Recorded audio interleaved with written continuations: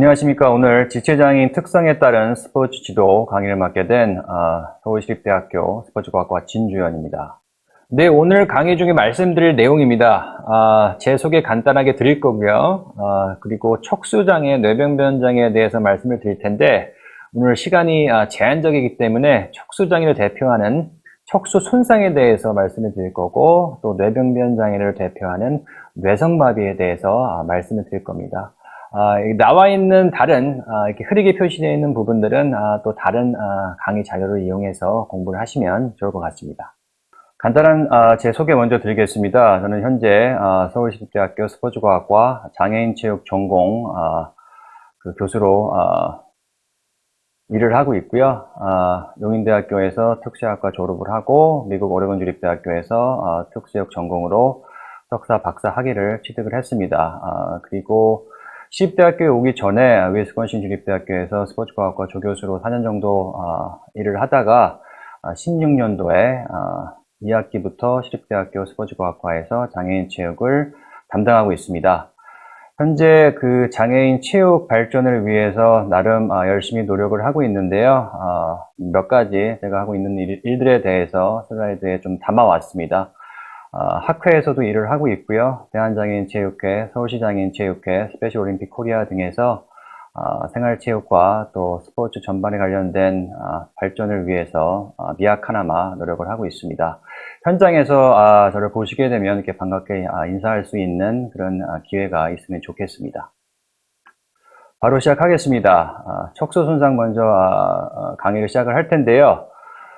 척수 손상을 이제 이해하기 위해서는 척수라는 것에 대해서 기본적으로 이제 이해를 하셔야 되겠죠.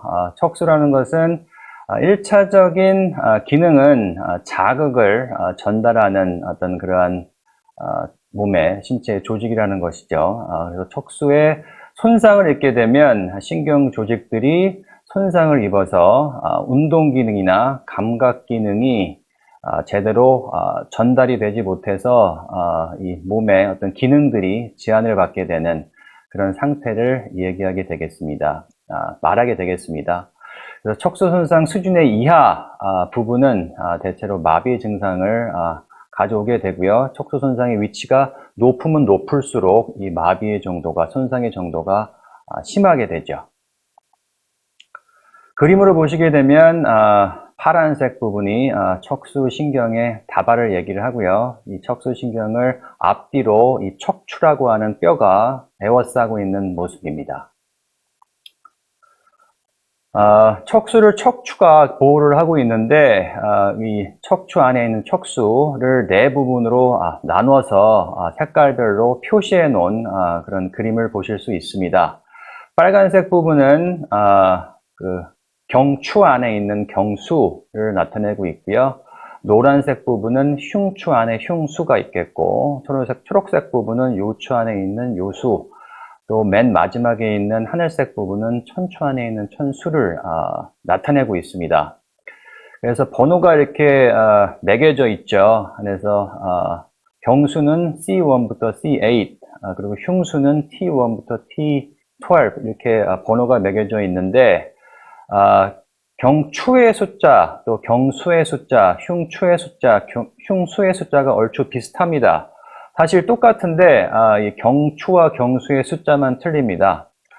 경추는 7개의 뼈로 이루어져 있고요. 경수는 8개로 나눠져 있습니다. 이 숫자가 틀린 것은 경수부터 위에서부터 이제 목 아래에서 시작이 되기 때문이에요. 그래서 경수, 경추, 경수, 경추, 경수, 경추 이렇게 이제 나열이 되어 있기 때문에 이 경수 부분만 숫자가 이렇게 개수가 이제 틀리게 되고요. 나머지 이제 흉수부터는 뼈와 이 척수의 숫자가 이렇게 동일하게 매칭이 되고 있습니다. 또 척수 손상 중에 하지마비와 사지마비로 크게 나뉠 수가 있는데 T1과 T2, 그러니까 흉수 1번과 흉수 2번으로 요 사지마비와 하지마비를 경계를 짓고 있습니다. 그래서 T1 이상 그 높은 부위에 그 손상을 입게 되면 사지마비가 대체적으로 이제 발생이 되고요. T2부터 아래로 손상을 입게 되는 경우는 하지마비가 온다는 그런 분류법으로 이해를 하시면 되겠습니다. 또 그림을 보시게 되면 영어로 좀 나와 있긴 하지만 대부분 이해를 하실 수 있을 것 같은데요. 어느 부위에 어느 척수의 손상을 입게 되면 신체의 어느 부분의 기능에 제한이 오는지를 이렇게 매칭해서 표시를 해놨습니다. 한번 보시고 정리를 하시면 좋을 것 같고요. 이 표는 앞서 말씀드린 대로 손상의 위치에 따라서 일상생활 기능이 어떤 부분이 제한이 되는가를 알기 쉽게 설명해 놓은 표입니다.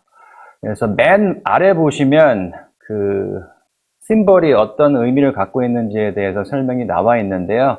이 체크마크는 정상적으로 생활을 할 수 있다라는 것을 뜻하고요. 별표가 하나 표시된 것은 어느 정도의 지원이 필요하다. 별표가 2개 된 것은 지원이 많이 필요하다. 그리고 빈칸은 지원이 있더라도 그 기능을 수행하기가 매우 어렵다를 뜻합니다. 그래서 보시는 것처럼 손상의 위치가 높으면 높을수록 이 별표가 많고요. 체크마크가 거의 없죠. 하지만 손상의 위치가 낮으면 낮을수록 거의 대부분 체크마크가 나와 있는 것을 확인하실 수가 있을 겁니다.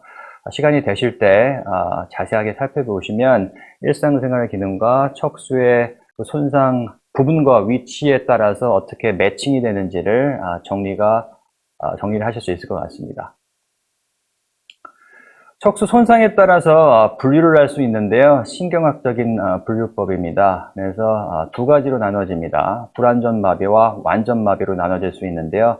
제가 첫 번째 슬라이드에서 척수 손상을 입으면 나올 수 있는 어떤 그런 제한점이 감각 기능 또 운동 기능의 손실이라고 말씀을 드렸었죠.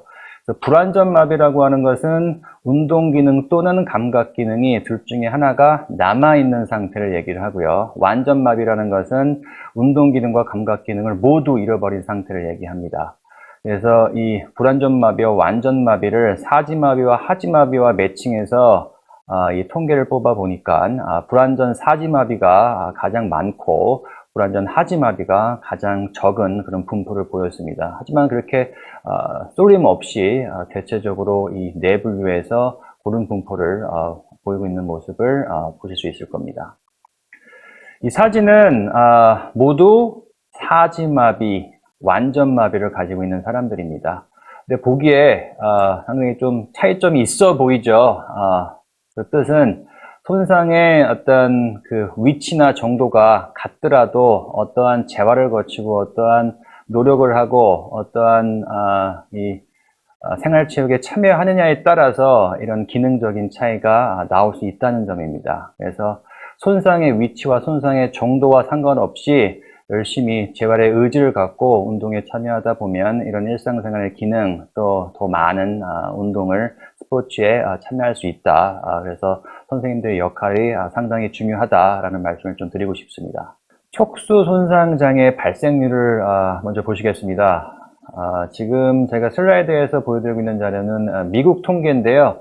아쉽게도 우리나라의 그 척수 손상에 관련된 자세한 정확한 통계는 찾아보기가 힘듭니다. 그래서 제가 미국 통계를 갖고 왔는데 그 통계를 찾아보기 힘든 이유는 우리나라의 등록 장애 인구가 263만 명 정도 되는데요. 그 중에서 50% 정도가 지체장애죠.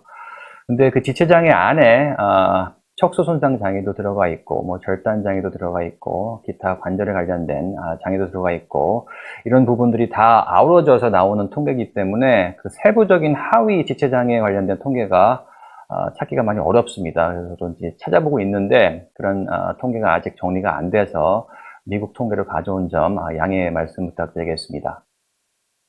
매년 약 17,000명의 사람들이 척수 손상을 입고 있다. 그리고 약 28만 2천 명에 가까운 사람들이 매년 척수 손상을 입고 재활 후에 살아가고 있다라는 뭐 통계가 있고요. 또 연령대별로 보면 척수 손상 장애는 16세에서 30세 사이에 제일 많이 일어나고 있다. 하지만 이러한 이 연령대가 최근 들어서 29세에서 42세로 늘어나고 있다라는 내용을 제가 슬라이드에서 보여드리고 있습니다. 왜 이런 평균 연령이 발생률에 관련된 평균 연령이 이렇게 높아졌을까요? 이유는 뭐 다양한 요인들이 있겠지만 평균 수명이 이제 연장되었기 때문입니다. 이 평균 연령이 10대, 20대에서 많이 일어나는 이유는 아무래도 이런 과격한 운동, 이런 것들도 좀 이유가 있겠고요. 또 사고에 관련된 자동차 사고나 이런 사고에 관련된 부분들이 20대와 또 30대에 이제 많이 일어나기 때문입니다. 이 스포츠를 참여하다가 척수 손상을 입는 발생률이 한 40년 전보다 요즘 들어서 많이 줄어들었습니다. 대신에 이 낙상에 의한 척수 손상 발생률은 늘어났죠.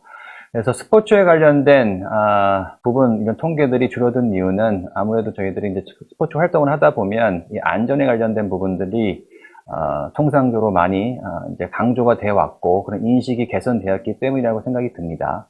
그리고 낙상에 관련된 부분들은 늘어났는데요. 그 이유는 역시 평균 연령이 증가하면서 노령 인구가 많이 증가했기 때문이죠. 그러한 이유로 이러한 발생률에 관련된 통계적인 차이를 보이고 있습니다.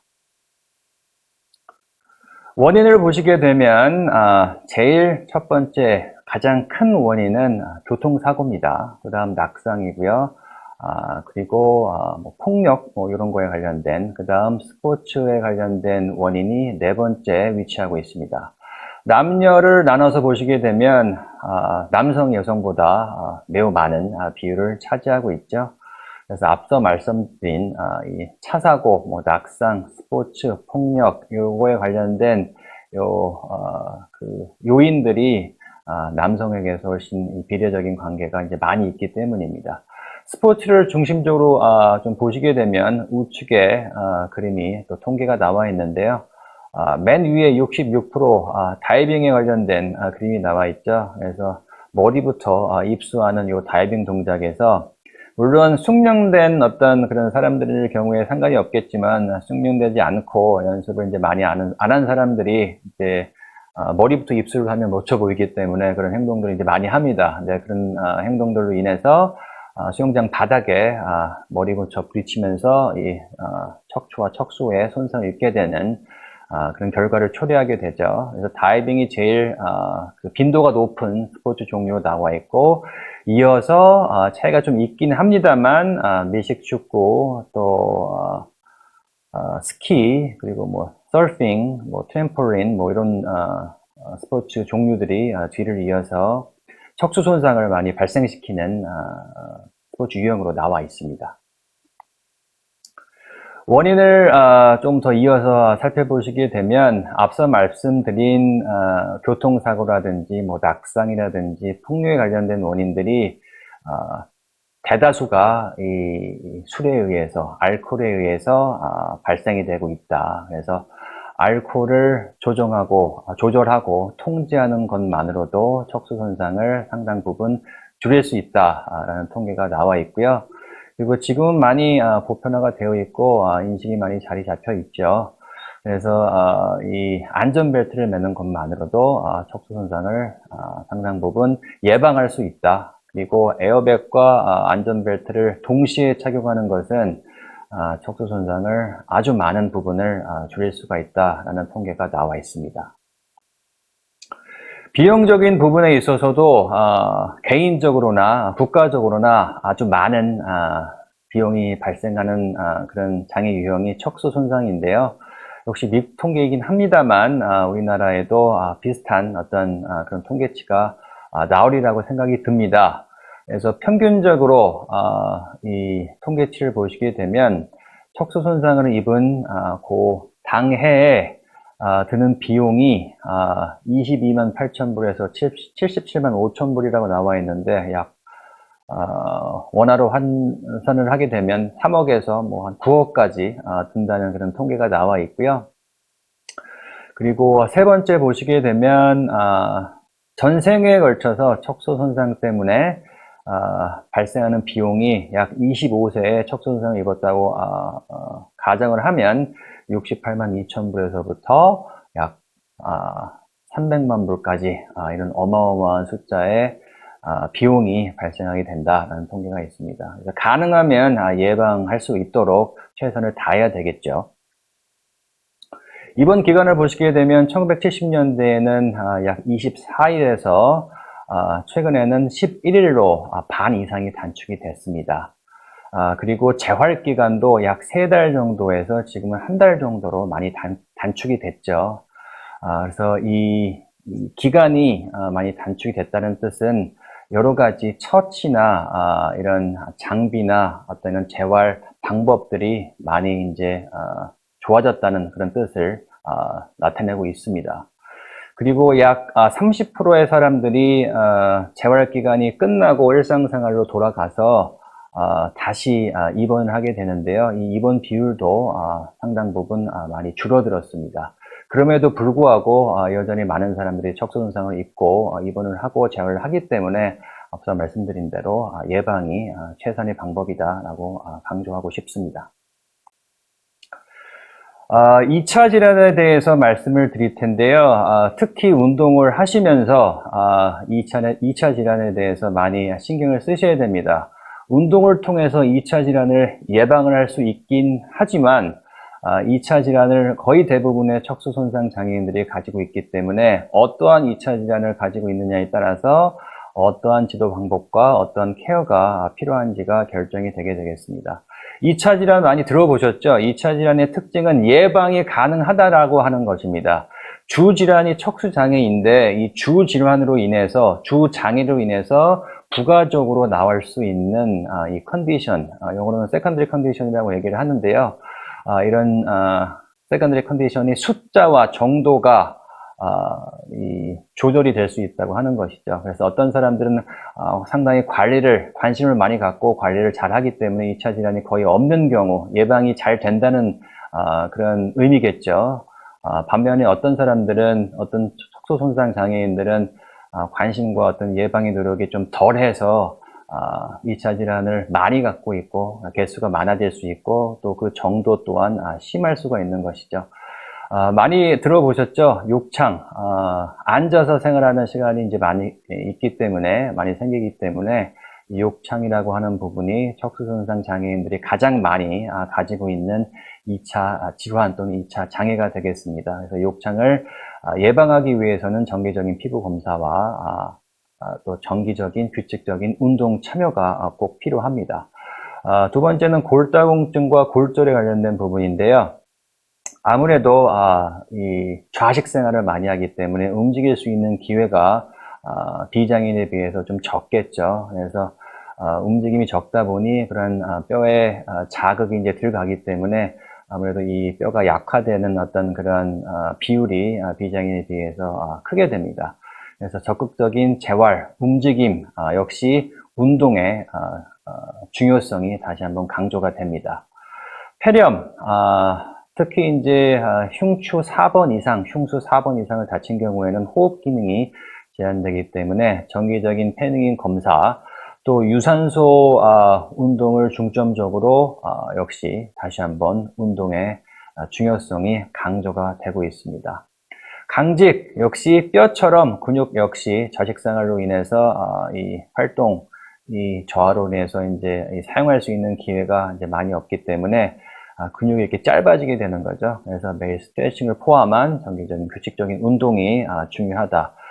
공통적으로 제가 계속적으로 말씀드리고 있는 부분은 뭡니까? 2차 질환을 예방하기 위해서 또 2차 질환을 관리하기 위해서는 규칙적인 운동 참여가 중요하다. 또 효율적인, 효과적인 운동 참여의 결과를 위해서는 바르게 운동에 참여할 수 있도록 또 효과적인 운동 결과를 가져갈 수 있도록 지도자 여러분들의 역할이 상당히 중요하다라는 말씀을 드리고 싶습니다.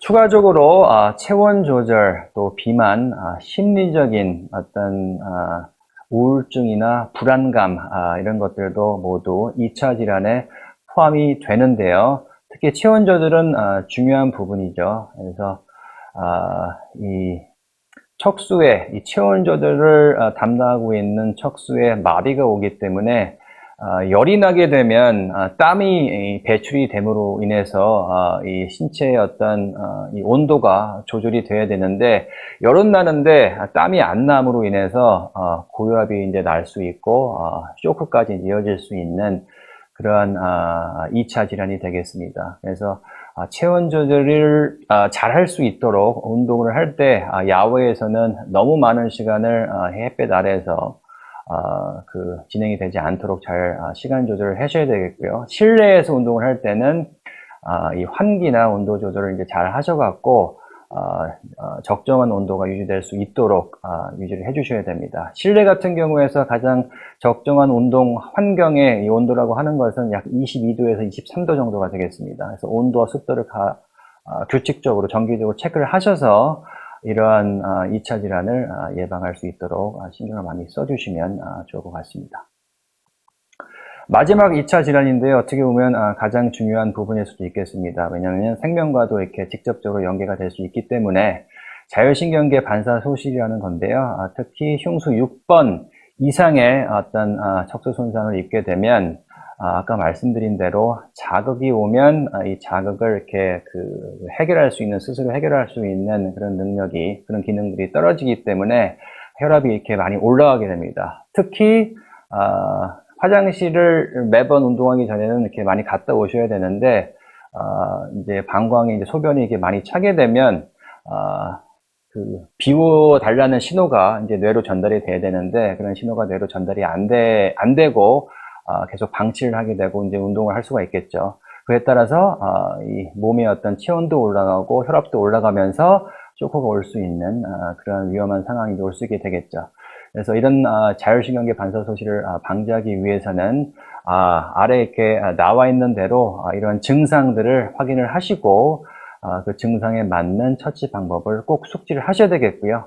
그리고 운동 전에 또 운동 직후에 반드시 화장실을 이용할 수 있도록, 그리고 수분 섭취가 중요하긴 한데 너무 과다한 수분 섭취를 한꺼번에 하지 않을 수 있도록 이렇게 신경을 써 주셔야 되겠습니다.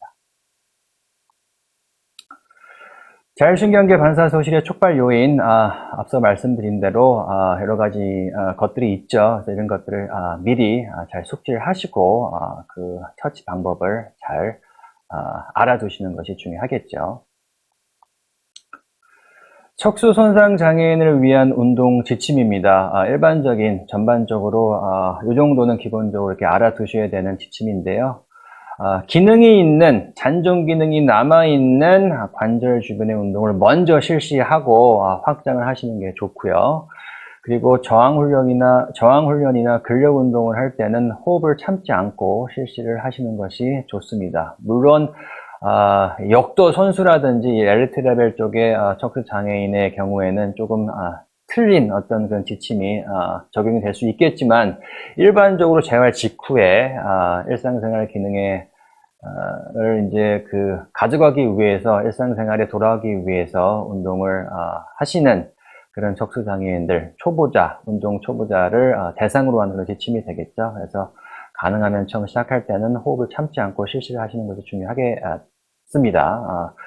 그리고 이제 경련이라고 하는 것이 이제 올 수가 있겠는데요. 심한 경우에는 이 저항성 운동을 당분간 이렇게 배제를 하시고 이 유연성 운동 위주로 먼저 이제 시작을 하신 다음에 어느 정도 적응이 된 다음에 낮은 상태의 저항성 운동을 시작하실 수가 있겠죠. 그리고 특히 이제 저항성 운동을 할 때, 머신을 사용하는 운동을 할 때, 적응하는 기간이 어느 정도 필요합니다. 그래서, 남아있는 잔존 기능과 개인적인 특징과 요구에 맞게 잘 조절이 가능하도록 충분한 시간을 좀 제공해 두셔야 되고, 그리고 저항성 운동 기구에 이렇게 갈아타게 되는데, 갈아타게 되는 그런 도중에 상을 입지 않도록, 또 낙상을 입지 않도록 신경을 쓰시고 충분히 자신만의 어떤 패턴과 방법을 찾을 수 있도록 지도를 해 주셔야 되겠습니다. 추가적으로 운동을 잘 참여할 수 있도록 패드라든가 스트랩이라든가 장갑, 벨트 이런 것들이 필요할 텐데요.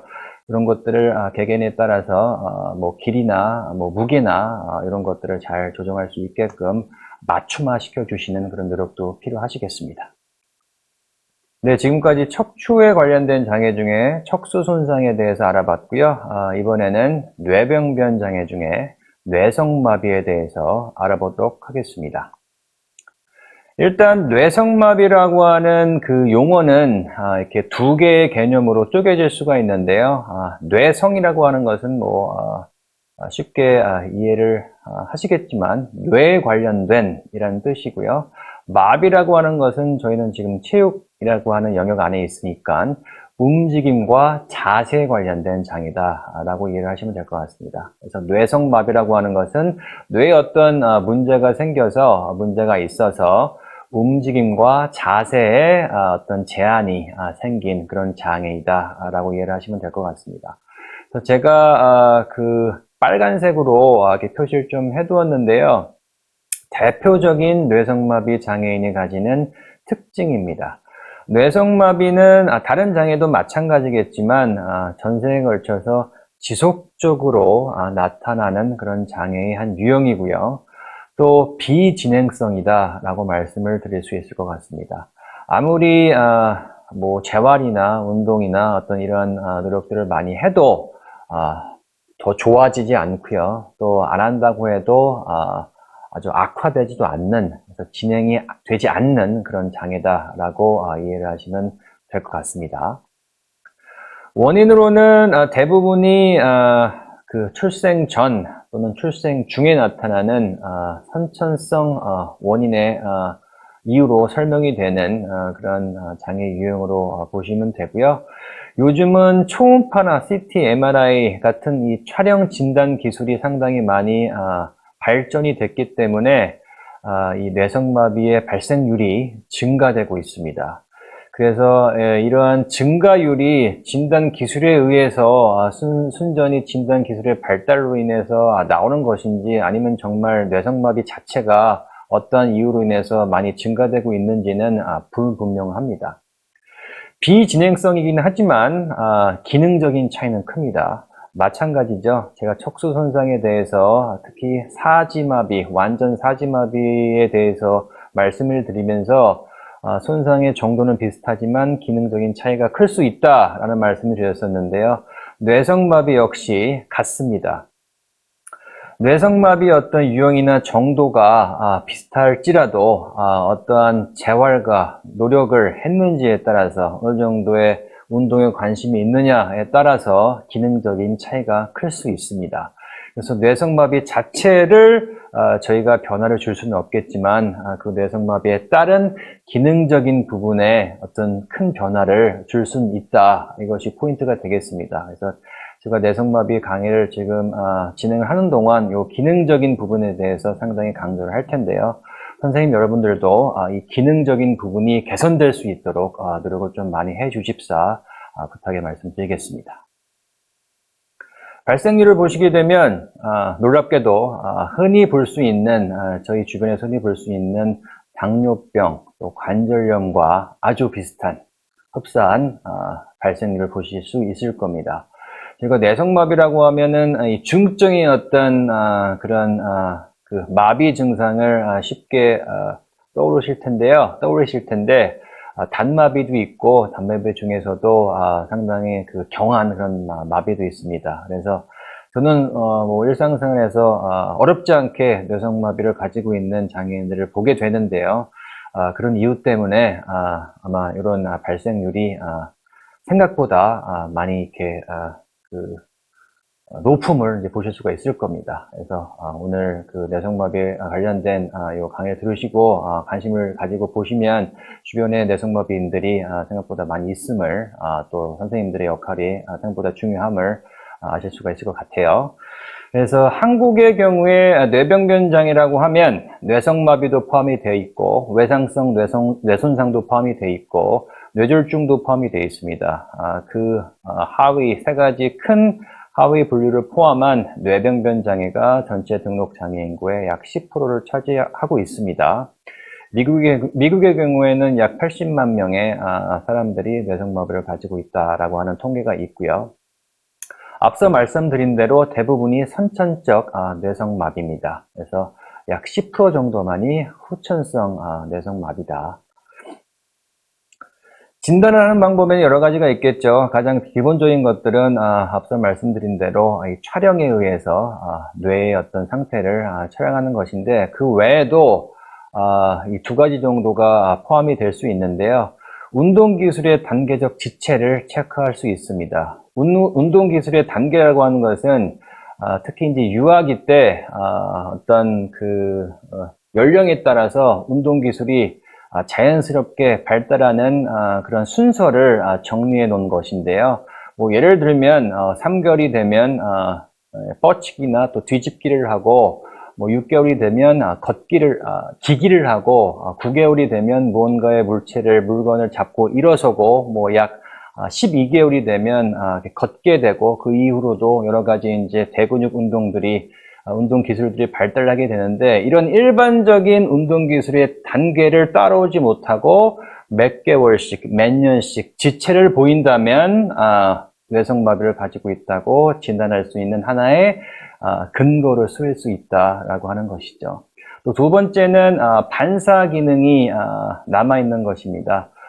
특히 원시 반사라고 하는 것이 있는데요. 원시 반사는 약 20여 개 정도가 되는데, 대부분 6개월 또 최대 1년 안에는 모두 없어지게 됩니다. 원시 반사의 가장 큰 기능은 생존입니다. 하지만 이 생존에 관련된 이런 기능들이 약 12개월이 되면 어느 정도 기본적인 것들이 발달이 되기 때문에 이런 원시 반사가 다 사라지게 되는데, 이런 원시 반사의 일부가 잔존을 하게 되면, 특히 이 비대칭 목반사라고 하는 것이 남아있게 되면 뇌성마비를 가질 수 있다라고 하는 근거로 쓸 수가 있습니다.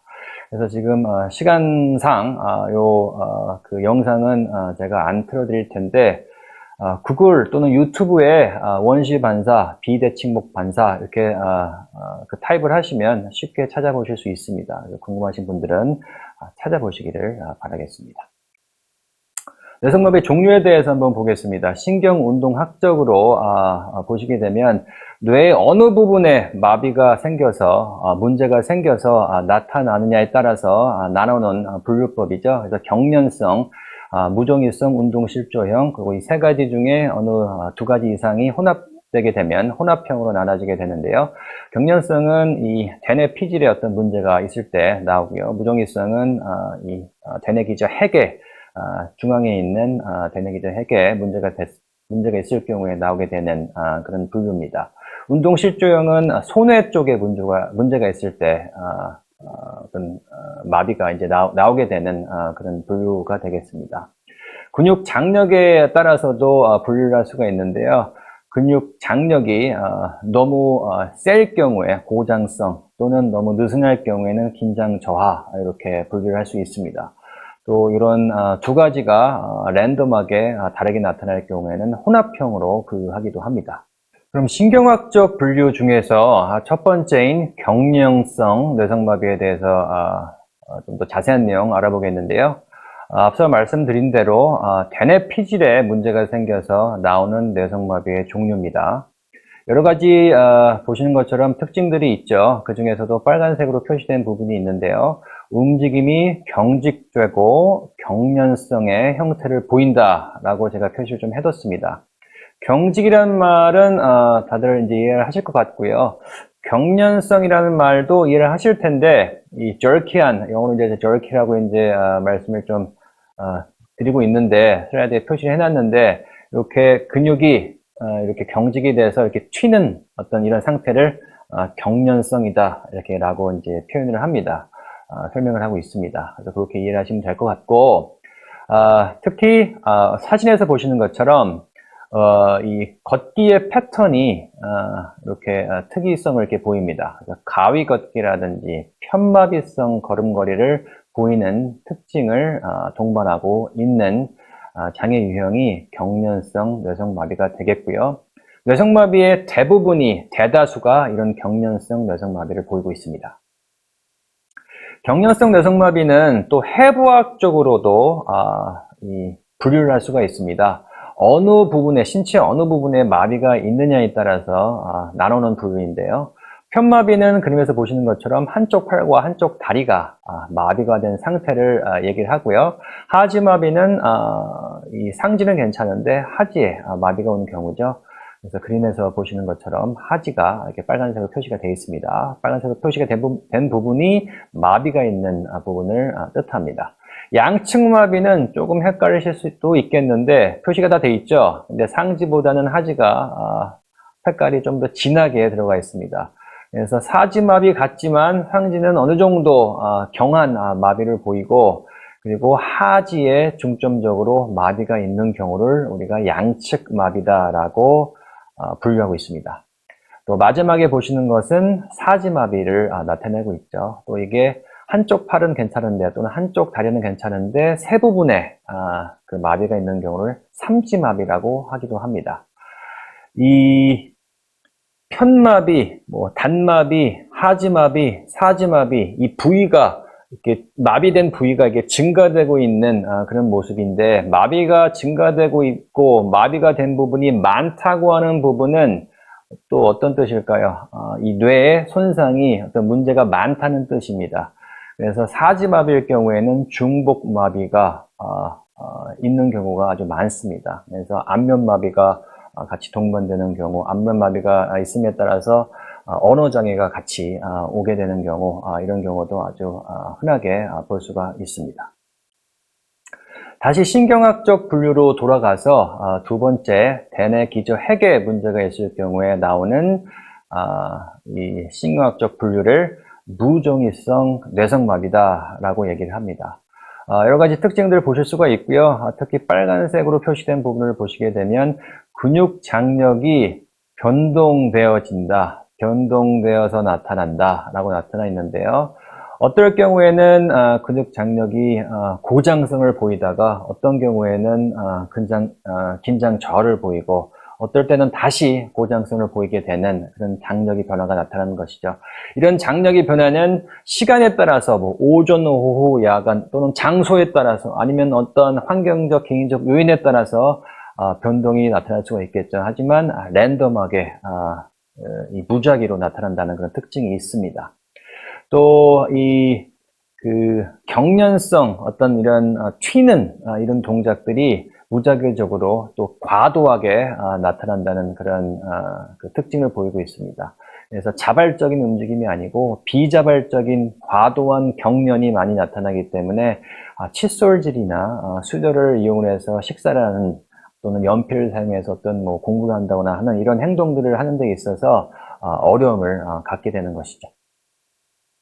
마지막으로 손해에 문제가 있을 경우에는 운동실조형 뇌성마비가 나타나는데요. 특히 손해는 협응과 균형을 담당하는 어떤 그런 부분이기 때문에 손해에 문제가 있게 되면 협응성과 균형 감각의 문제를 보게 됩니다. 특히 걸음걸이가 균형이 잘 안 잡히기 때문에 보행 기능 안에 균형성이 안에 들어가 있죠. 같이 들어가 있죠. 그래서 매우 불안정한 걸음 형태를 보이는 그런 특징을 보입니다. 역시 추가적인 특징으로는 떨림 증상이 이 노령 인구에서 많이 보이는 이 떨림 증상이 많이 나타나기 때문에 일상생활 기능을 하는데 어려움을 보이고 있습니다. 모든 종류의 뇌성마비인에게는 공통적인 특징들이 있는데요.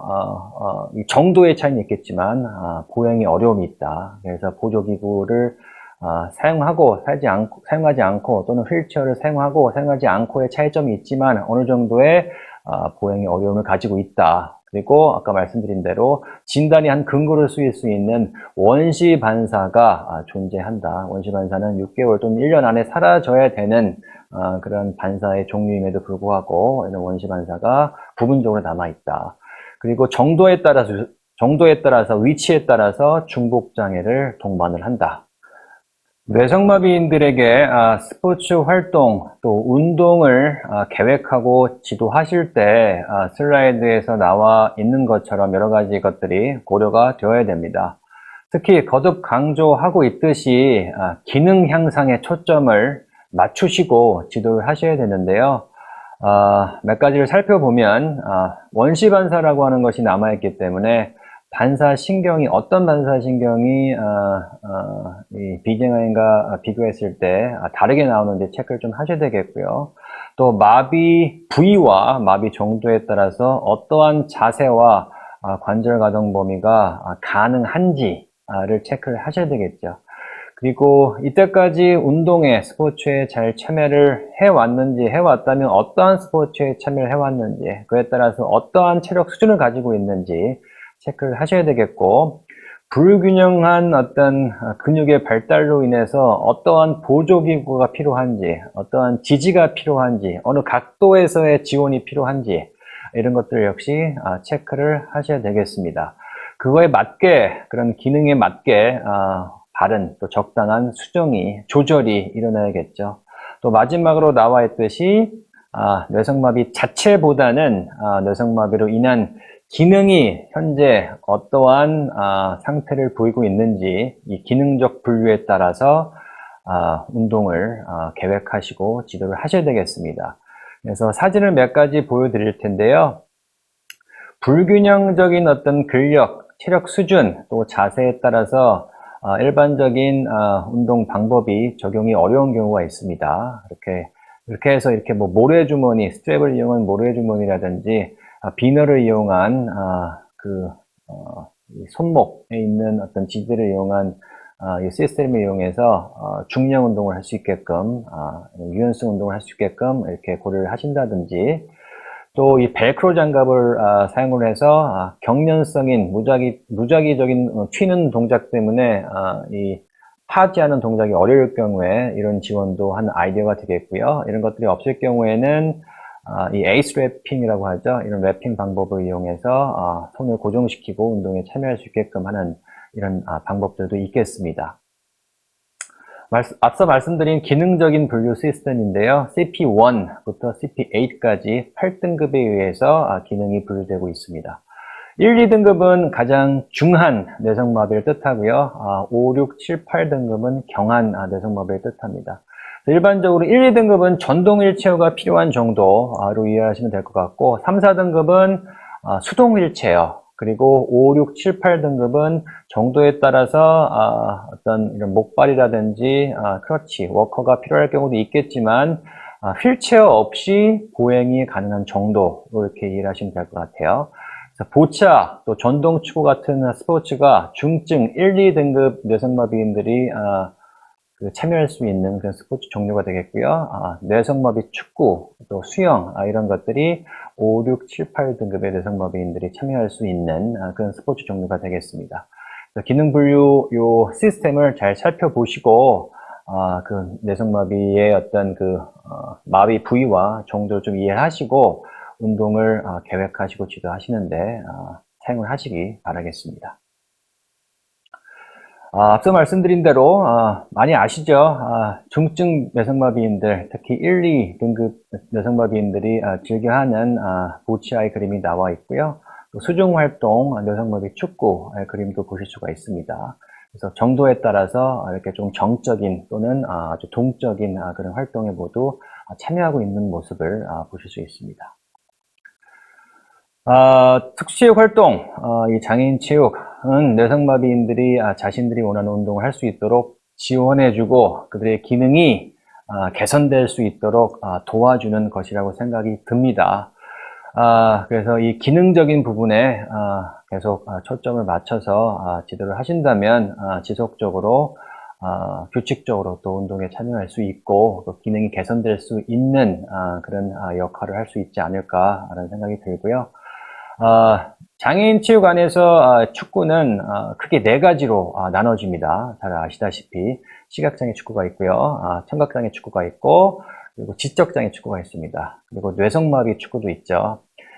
최근 들어서 이 5번째 하위 축구 유형이 추가되고 있는데요. 전동 축구가 바로 그것입니다. 영상을 통해서 전동 축구가 무엇인지 한번 간단하게 살펴보시겠습니다. Described as a mix between bumper cars and soccer, and its popularity continues to grow. News 18 video journalist Austin Miller has more on the game of Power Soccer. The name of the game is Power Soccer, and it's giving people with severe disabilities the chance to play a sport independently. We have children out here that are on respirators and ventilators. We have kids that are playing with feeding tubes, and there's nothing that's stopping them. They can get out there and play independently just like any other able-bodied kid can play soccer. And just like soccer, The rules can be quite confusing, but there is no denying the joy it brings to these players. Being out on the court is a lot of fun. It's the most competitive thing I can do now, and I love going back to Purdue and telling all my friends how many goals I got this weekend. We got up at 5. It's about a 2.5-hour drive, so not too bad. I like the morning, so it wasn't too bad, but it's definitely worth it. Indiana has the most power soccer teams in the country, so if this is where we got to come to beat up on some Indiana teams, then this is where we're going to come. I've always looked for a sport that was competitive and fun and strategic and demanding, and I always liked team sports. So when I found power soccer, I was really happy because it's all of those things and more.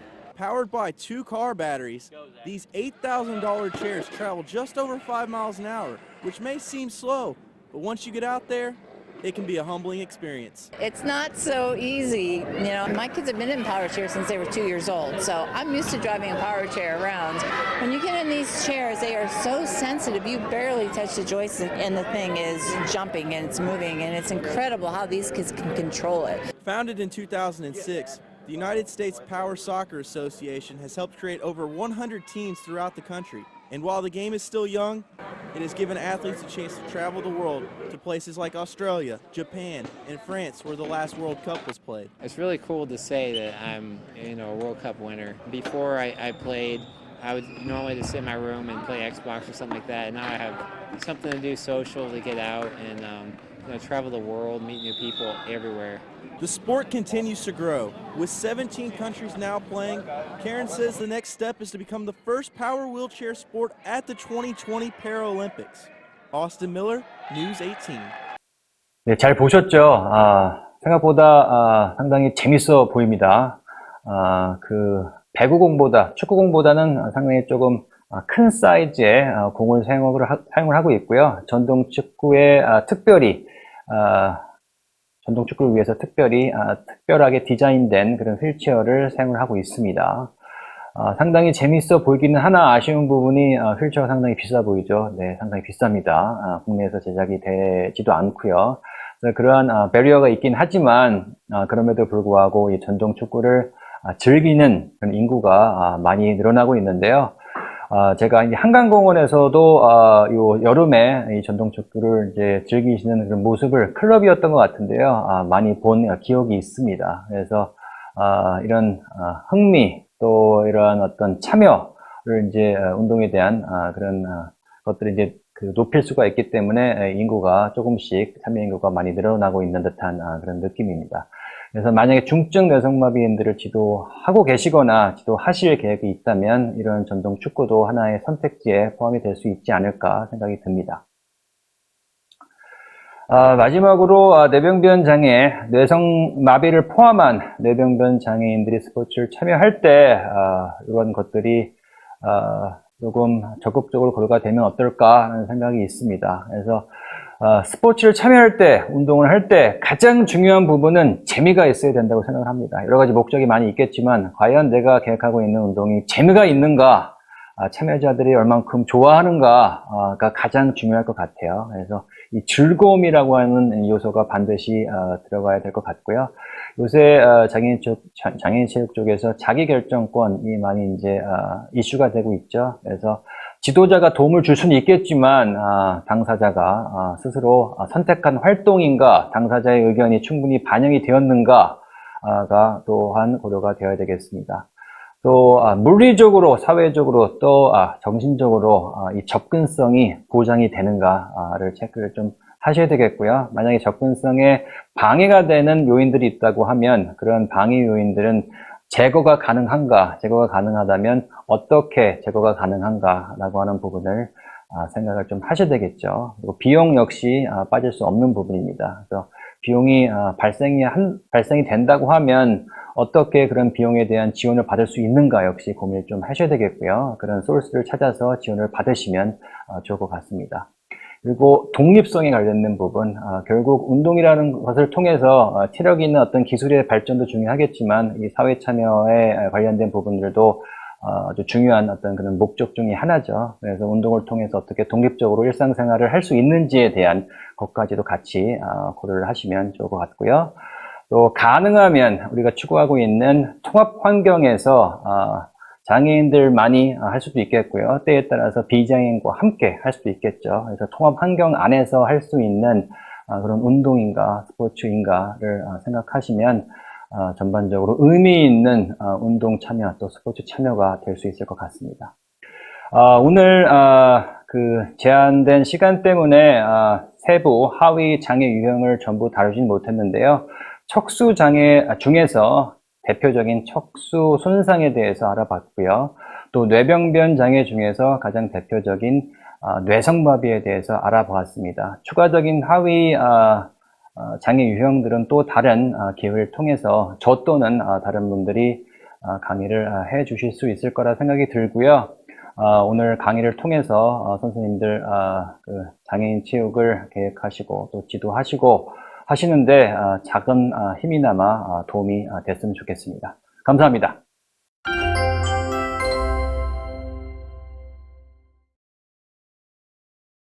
안녕하세요. 저는 서울시청 휠체어 컬링팀 김석현 코치입니다. 그리고 여기 선수분은 휠체어 컬링팀 선수 이용석 선수입니다. 오늘은 체육 활동 시 필요한 운동과 스트레칭에 대해서 말씀드릴 것이고요. 그 동작에서 유의할 사항에 대해서 말씀을 드리도록 하겠습니다. 자, 그럼 처음 동작을 배워보도록 하겠습니다. 자, 먼저 팔을 손가락 깍지를 끼신 상태에서 앞으로 민다는 느낌을 가지고 쭉 밀어주시고 팔을 쭉 펴주도록 하겠습니다. 지금 동작은 어깨 뒷부분에 있는 근육을 이완시키기 위한 동작이고요. 유의하실 사항은 너무 과도하게 팔꿈치를 펴서 팔꿈치 안쪽이 모아지지 않도록 이 부분을 주의하시고 손바닥은 정면을 약간 밀어준다는 느낌으로 밀어주시고 약 10초 정도 유지해 주시면 되겠습니다. 자, 다음 동작은 그 상태에서 그대로 머리 위로 올려서 똑같이 손바닥은 하늘을 향해서 밀어준다는 느낌으로 올려주시면 되시고요. 팔꿈치는 쭉 펴진 상태에서 상체를 살짝 앞으로 내민다는 느낌으로. 자, 이 상태에서 주의하실 사항은 과도하게 팔을 뒤로 넘기면 이 휠체어나 앉아 계신 자세에서 미끄러지거나 조금 움직일 수 있는 상황이 발생할 수 있기 때문에 지금 동작은 최대한 할 수 있는 범위를 이용해서 위로 밀어주시는 것이 중요합니다. 네, 다음 동작은 상완 삼두근 팔 바깥쪽에 있는 부분을 스트레칭을 하는 동작인데요. 자, 팔을 머리 뒤쪽으로 올려서 스트레칭 하는 팔의 팔꿈치를 반대손 손바닥으로 감싼 다음에 이쪽을 당겨 주시면 됩니다. 자, 다만 중요하실 것은 당겨 주실 때 이 뒤에 있는 손가락, 즉 지금 스트레칭이 되고 있는 그 손바닥이 가운데 등에 척추 아래쪽을 향해서 내려갈 수 있도록 당겨주시면 되겠습니다. 그리고 한쪽을 수행하신 후에는 반대쪽 잡아주시고요. 네, 반대쪽을 동일하게 수행해 주시면 되겠습니다. 마찬가지로 너무 과도하게 당기거나 또 팔을 당기는 방향이 너무 우측으로 가게 되는 경우, 좌측으로 가게 되는 경우는 선수의 척추에 있는 그런 불안정한 이런 근육들의 움직임 때문에 조금 무리를 줄 수가 있으니 주의해 주시기 바랍니다. 자, 다음 동작은 마찬가지로 어깨에 관련된 근육을 스트레칭 하는 것이고요. 어깨 특별히 뒤쪽을 이용해서 이완을 시켜주겠습니다. 지금 보시면은 이 선수분의 이완을 시키고자 하는 팔, 즉 스트레칭을 하고자 하는 팔 뒤쪽, 어깨 뒤쪽의 근육을 당기기 위해서 팔꿈치를 왼손으로 감싸주시고 몸의 가슴 쪽으로 당겨주시면 되겠습니다. 이때 당겨줄 때 주의할 점은 너무 과도하게 당겨서 팔꿈치가 턱이나 볼 쪽으로 가지 않도록 그 부분을 주의해 주시면 되시겠고요. 자, 내려주시고 반대쪽을 해보겠습니다. 반대쪽도 동일하게 수행하시면 되시고요. 당기실 때는 팔꿈치부터 팔 전체적으로 감싸서 당겨주시고 어깨가 턱이나 볼 쪽에 너무 가까이 가지 않도록 약 10초 정도 당겨주시면 되겠습니다. 다음 동작은 우리 목 주변에 있는 근육을 이완시킬 수 있는 스트레칭을 해보도록 하겠습니다. 자, 우리 선수분께서는 오른손으로 왼쪽 귀 위쪽에 있는 이 측면부를 잡으시고 당겨주시면 되시고요. 지금 보시는 것과 같이 목의 왼쪽 부분, 이 왼쪽 부분이 충분히 이완될 수 있도록 당겨주시면 되겠습니다. 이 부분에서도 당겨주실 때 너무 과도하게 힘을 주어서 오른쪽으로 당겨주지 않도록 주의해 주시고요. 그리고 호흡은 자연스럽게 들숨과 날숨을 하시면 되시겠습니다. 자, 반대쪽 동일하게 당겨주시고, 이때 조금 더 부드럽게 할 수 있는 팁을 드리자면, 지금 반대쪽으로 잡고 있는 이 오른쪽, 즉 늘어나는 스트레칭이 되고 있는 쪽에 손은 약간 아래쪽으로 향하게 되시면은 오히려 과도하게 당기지 않으면서 스트레칭이 될 수 있는 효과를 조금 더 보실 수가 있습니다. 그래서 이렇게 약 10초 정도 유지를 해주시고, 다음은 깍지를 껴신 상태에서 뒤통수를 감싸주시고 팔꿈치를 감싸고 그대로 고개를 아래로 숙이는 동작인데, 이때 중요한 건 고개를 아래로 숙인다는 느낌보다 이 팔꿈치를 약간 무릎 쪽으로 당긴다는 느낌으로 이 뒤쪽에 있는 목 근육들을 스트레칭 해주는 것이 매우 중요합니다. 지금 우리 선수분께서는 지체장애인이시기 때문에 마찬가지로 과도하게 힘을 줘서 앞으로 당기게 되면 몸이 조금 흔들리면서 스트레칭 동작에 부정적인 영향을 줄 수가 있습니다. 그래서 그 부분을 유의해 주시면 감사하겠습니다. 자, 마지막으로 엄지손가락 2개를 이용해서 턱을 위로 쭉 밀어주시겠습니다. 지금 동작은 옆과 그리고 뒤에 있는 근육들을 스트레칭을 했고요. 또 목의 이제 앞에도 마찬가지로 근육이 있습니다. 이 근육들을 스트레칭을 해서 전체적인 목에 있는 근육들이 이완될 수 있도록 하는 동작입니다. 천천히 내려주시고, 이 동작이 마무리가 된 후에는 자, 고개를 천천히 돌려주시면 되겠습니다. 그래서 앞뒤 좌우에 있는 목 근육들을 충분히 이완시킨 후에 전체적으로 목이 돌아가는 데 있어서 부드럽게 돌아갈 수 있도록, 또 다른 운동을 수행하기 이전에 충분한 이 목 스트레칭을 함으로써 부상을 예방할 수 있는 효과를 얻으실 수가 있습니다. 네, 다음 동작을 해보겠습니다. 자, 우리 선수분께서는 팔을 옆으로 벌려주시고, 이렇게 팔을 옆으로 벌리신 상태에서 몸을 좌우로 몸을 비틀어주는 동작입니다. 지금 이 동작은 보시다시피 선수의 이 아래쪽, 배꼽 아래쪽에 있는 부분들은 고정이 되어 있고요. 그 나머지에 있는 근육들, 등과 이 외복사근부터 갈비뼈에 있는 정거근이라는 근육부터 외복사근에 있는 근육까지 같이 함께 움직이게 됩니다.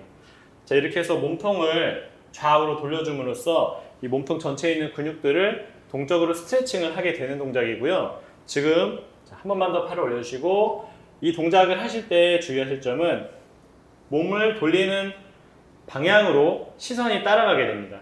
조금 더 쉽게 하실 수 있는 방법은 시선을 손끝을 보신다는 느낌으로 몸을 같이 움직여 주시면 되시겠습니다.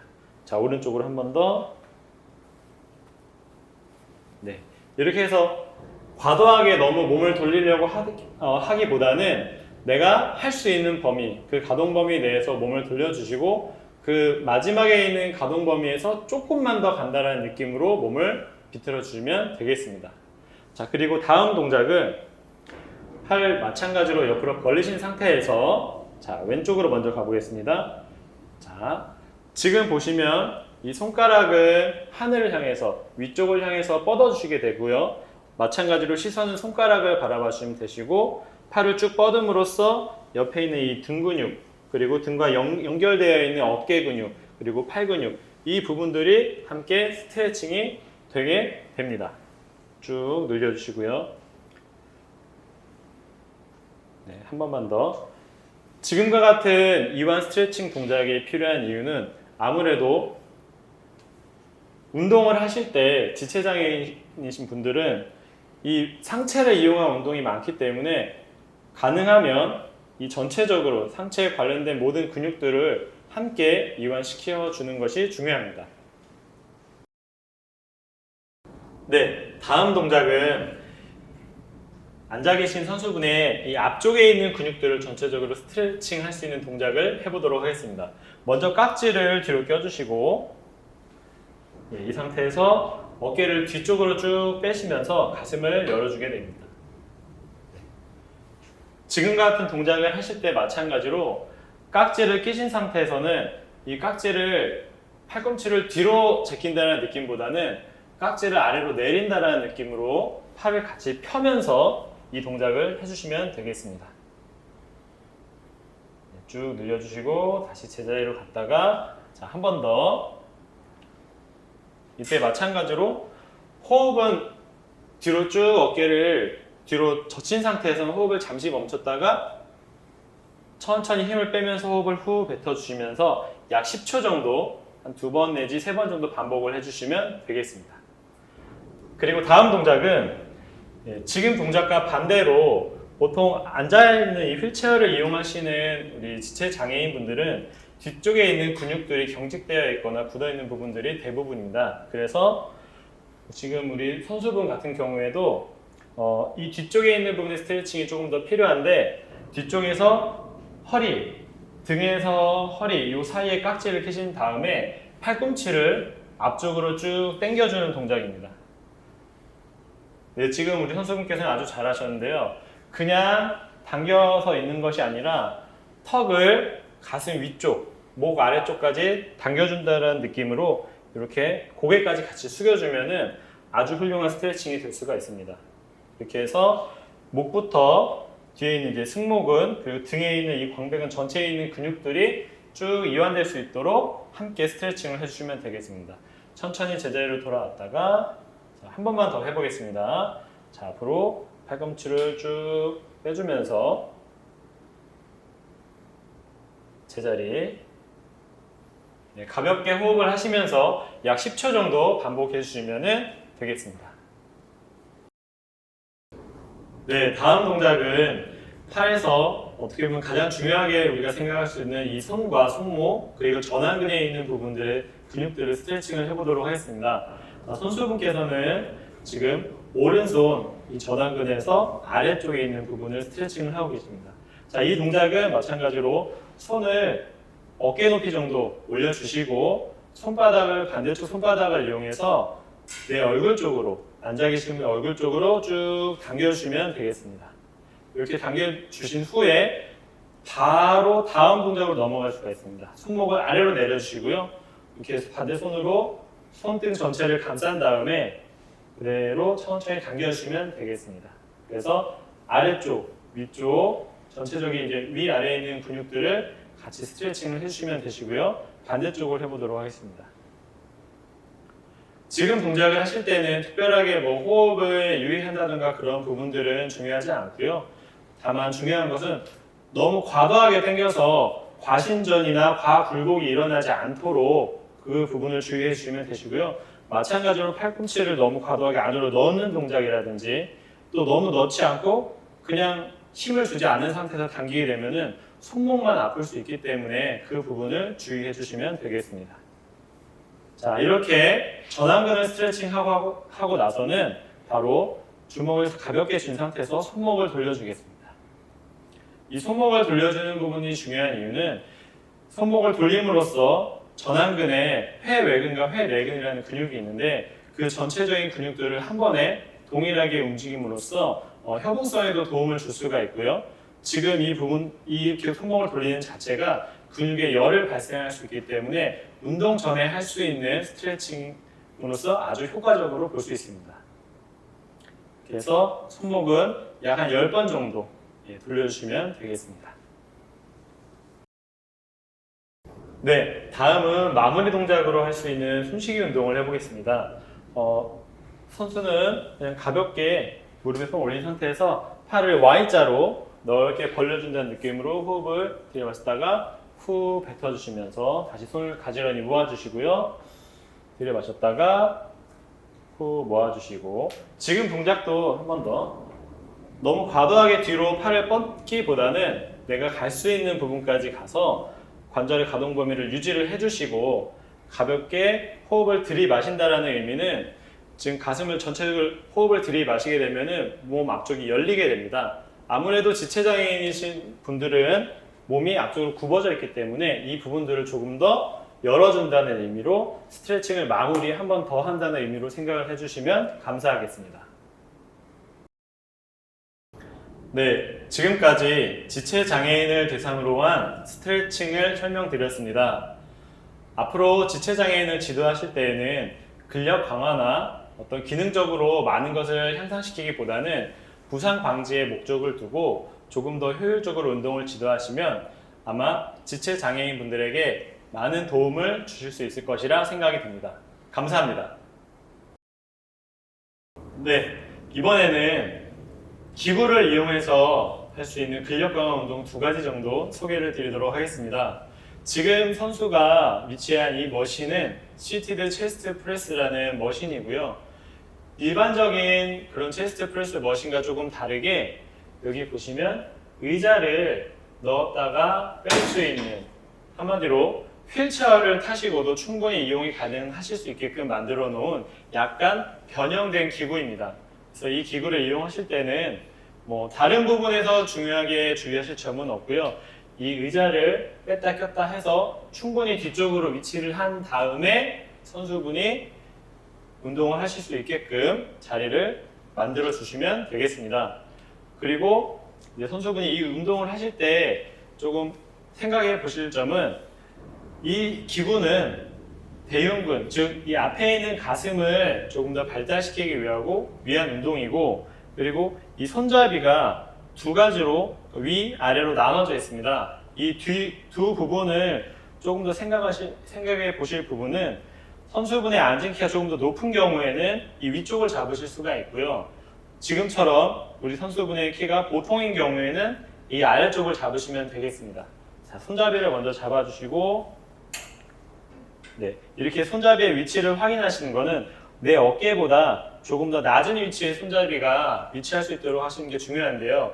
만약에 내 어깨보다 같거나 내 어깨보다 높은 경우에는 팔을 앞으로 미실 때 어깨와 이 관절에 있는 부분들에서 근육이나 또 어깨 관절에 어떤 충돌이 발생해서 부상을 유발할 수도 있기 때문에 이 부분을 좀 더 중요하게 생각을 해주셔야 합니다.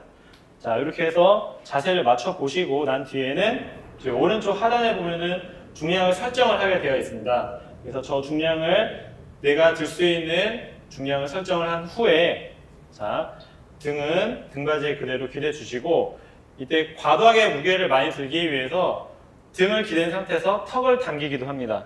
하지만 이거는 잘못된 동작으로 턱을 또 과도하게 당기게 되면은 목 뒤에 있는 근육들이 긴장이 많이 될 수가 있고, 또 그 부분에 따라서 무리가 갈 수 있기 때문에 주의해 주셔야 되고요. 뒤통수가 같이 등받이에 닿을 수 있도록 자리를 위치해 주시면 되겠습니다.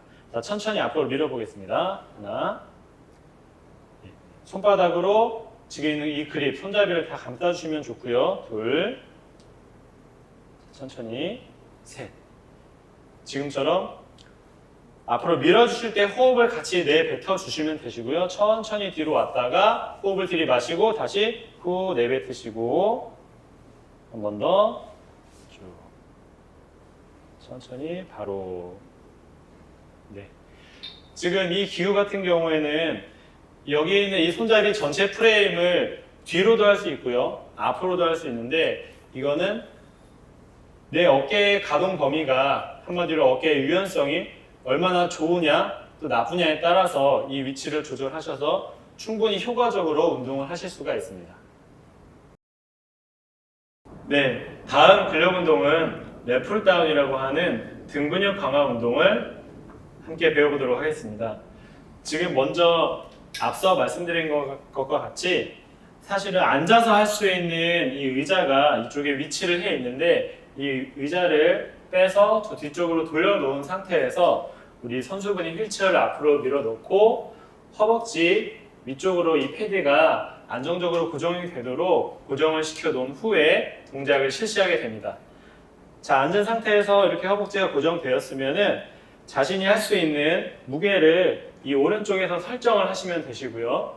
그 다음에 자, 팔을 뻗어서 이렇게 손잡이를 잡아서 살짝 당겨 놓으시면 되겠습니다. 혹시나 손잡이 높이가 조금 높아서 이 손잡이가 닿지 않을 경우에는 지도를 해주시면서 함께 같이 손잡이를 내려주시면은 조금 더 안정적으로 우리 지체장애인 분이 손잡이를 잡으실 수가 있습니다.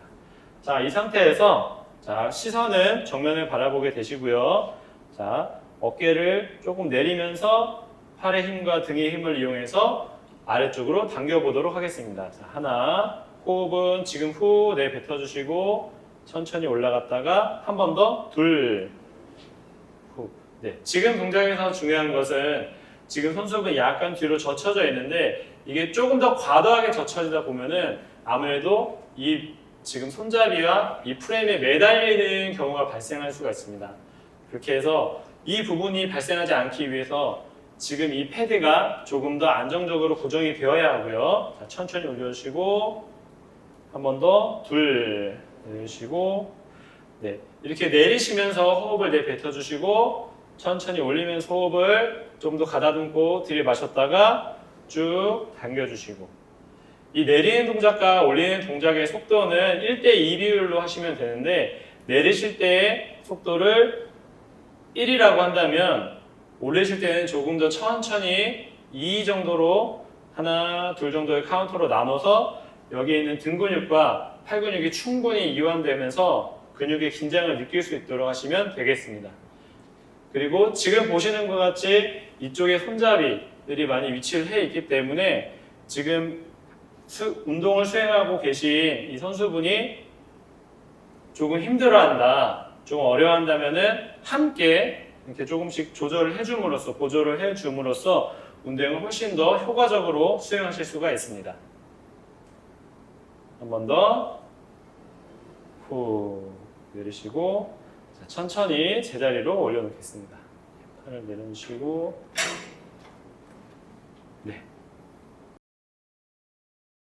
네, 지금까지 근력 강화 운동의 가장 대표적으로 말씀드릴 수 있는 체스트 프레스 머신과 랩풀다운 머신을 함께 배워봤습니다.